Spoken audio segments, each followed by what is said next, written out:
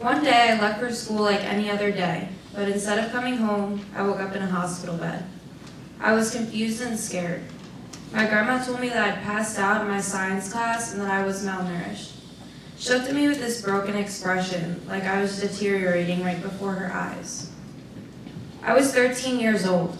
Walking through the halls of middle school, I was bubbly, bright, and outgoing.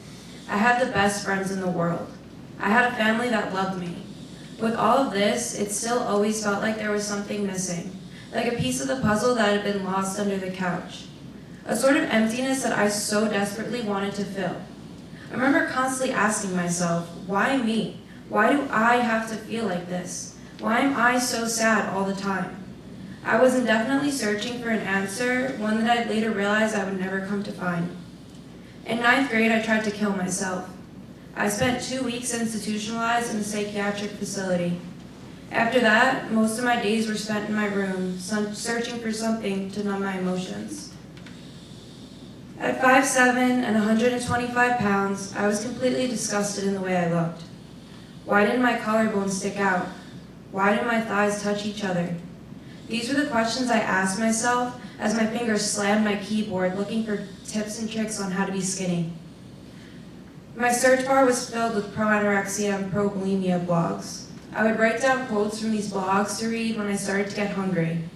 I avoided dinner time, stayed away from food, and ultimately isolated myself from society to avoid having to see it.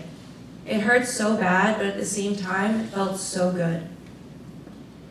Though my eating habits were comforting sometimes, they had turned into just some kind of sick hobby. I needed more. I sat there on my bed, staring at my pencil sharpener for a few moments. I knew my friends were using theirs for homework, but I had other plans for mine. I started to sweat as I took my scissors and slowly unscrewed the bolts. I knew what I was doing, and I was excited. I held the blade in my hand and dragged it across my upper thigh as hard as I could.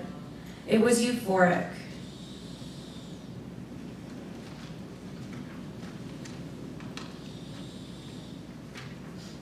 And peaceful. I would repeat this ritual every day after school.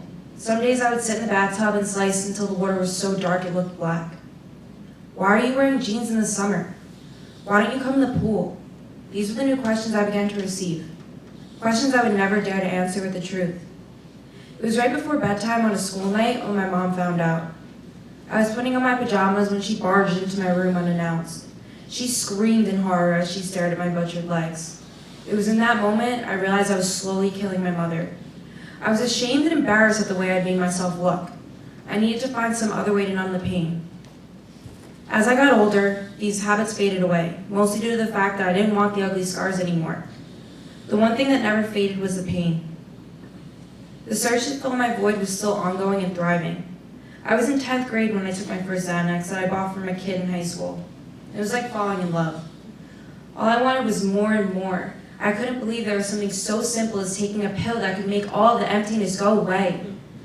This had gone on for months. Getting high, lashing out at my family, and getting high again. A cycle that I very much enjoyed.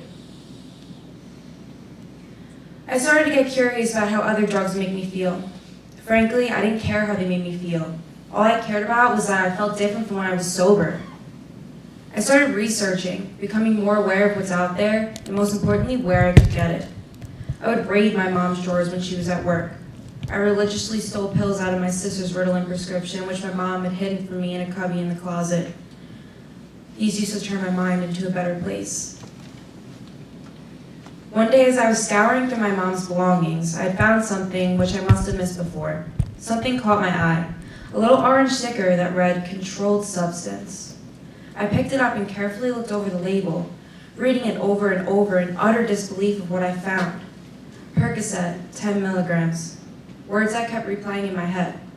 A 60-day supply, 2 years expired. I was in 11th grade now. I took these every single day until I ran out. My mom never noticed they were missing. My dosages quickly multiplied as my tolerance built up. I was often sick in school and falling asleep in class. My teachers knew but never said anything. Our school had such a bad drug problem and they knew who all the dope heads were. They thought we were too far gone, so they treated us like lost causes. My friends had stopped caring a long time ago. 3 left. That was all I had on that cold, snowy December afternoon in New York, a day that I will remember for the rest of my life. My friend had come to pick me up from school, and I said to him, I only have 3 left. That won't even get me high. He said, so sell them. We can take the money and go get something better. I was so excited at the thought of something better. I didn't know it could get any better than that. He drove me to the parking lot of a CVS where I sold my last 3 pills for $30 and proceeded to get right onto the highway. Where are we going? I asked multiple times, but he just laughed and said, don't worry about it. I probably should have been worried, but I knew I was going to get high, so I didn't care. Before I knew it, we were 20 minutes away from home, and he had just bought a bag of brown powder from a Mexican woman with a dark black hair driving a brand new Mercedes-Benz. That was the first day I tried heroin. I was scared. I had heard all the stories and seen all the pictures. I knew what happened when you did heroin, but I did it anyways. I said I was only going to try it one time. We hadn't even gotten back into town yet before I started asking for more. I felt at peace with that powder in my nose. I thought to myself, this stuff isn't so bad. I didn't die, I'm not acting out of control, and I feel good. I can keep doing this. I like to call myself a functioning addict because I went to school every day, maintained a 4.0 GPA, did my hair and makeup, and played sports. The only thing that was distinguishing me from everyone else was that I did all of this on heroin. It started out just doing it once in a while. Gradually, it turned into more. I was doing risky and dangerous things to get it, but I kept telling myself that I just want it, I don't need it. All my friends used needles, but I was scared. They were in my ear about how much better it was and how I was just wasting it, so eventually I caved. To this day, that was the best feeling I've ever had in my entire life. I started shooting up in school, at work, and even at my aunt's funeral. I don't know if I can ever forgive myself for that. When I didn't have any dope, I would just use water because shooting up felt so good. I was in school one day when I had gotten a call for early dismissal over the loudspeaker. I was excited at first, but confused because I didn't have any doctor's appointments. Then I knew. I knew I was caught. Walking down the hallway with a bag full of dope and needles, I knew it was over. My life was over. As I approached the front desk, I saw my dad standing there in his uniform with a blank expression on his face. I didn't say a word. I just got in the car. He looked at me with tears in his eyes and muttered the words, "Are you using heroin?" I couldn't lie. I knew he had all the evidence, but just wanted to hear it from me. After all, he is a cop. I saw his heart break as the word yes came out of my mouth. We drove home in silence. He took my dope away and I screamed at him on the front lawn, saying that if he didn't give it back, I would die. That's how delusional I was. I actually thought my police officer father would give me back my heroin. That was only the beginning of an ongoing battle with my parents. I hated them so much. They were ruining everything. Little did I know they were trying to save my life. We fought, screamed, cried, I left, came back, punched, kicked, and cried some more. This happened at least twice a week. My mom would send me to my dad's house when she didn't want to deal with me. My dad would send me back to my mom's when he couldn't take it anymore. I knew I'd ruined my mom. I could tell when she stopped caring that I completely worn her out and ruined her. I'll never forget the time she told me, "I liked you better with a needle in your arm. At least you were nice to us," as she slammed the door in my face. I'll never forget that. I know she didn't mean it.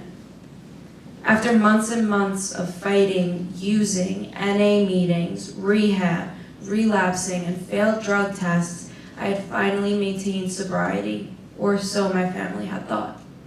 Realistically, I had just been a lot more deceptive. I hid it from everyone, even the friends I used to use with. You never know who might slip up. It wasn't safe to tell anyone. It was a precious secret kept safe by me and my dealer. No one had the slightest clue. I was extremely talented at acting sober when I was not. It was like an art. I had to go about everything very carefully, but I was happy. I got to continue using, and my family loved me again.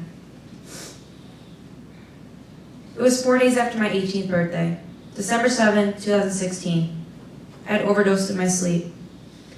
I woke up some days later. I opened my eyes and all I saw was bright fluorescent lights and at least 6 nurses working on my body. I was so confused. All I heard was ringing in my ears. I was screaming at the top of my lungs. Everything hurt so bad. To this day, that was the worst feeling I've ever had in my entire life. I didn't understand what was happening. I thought I drove myself to the hospital after school. That wasn't the case. My mom told me at 4 a.m. she got up to use the bathroom and heard a strange noise coming from my room. When she opened the door, what she found would scar her forever. I was laying in my bed, curled up in a fetal position with pale blue lips and blood all over my face. I was barely breathing. When she said this, I told her she should have just left me to die. And I almost did. My grandparents lived across the street and were on the scene. The police told them to start preparing themselves for the reality of what was going to happen. The police told my family I was going to die. But I didn't die. I woke up. I fought. I fought hard, even when I felt like giving up. I spent 2 weeks in the hospital, the first week intubated in the ICU. My lungs had filled with blood. I suffered multiple seizures. It was hard, but I continued on. Eventually, I was able to walk again. Then, I was able to use the bathroom on my own. All of these little victories were what kept me going. My baby brothers were there. They didn't know what happened to me. They just thought I was sick. They hugged me and they cried with me. I knew I couldn't give up. I had to be there for them. I came to the realization that I wasn't living in some glorified, beautiful addict's world. I was living in a scary, evil, dangerous world. There was nothing fun about it. There was nothing beautiful about the withdrawals, the headaches, and the shaking at 3 a.m. when I couldn't sleep. I lost 4 close friends to addiction in high school. If I didn't stop, I was next. Thank you.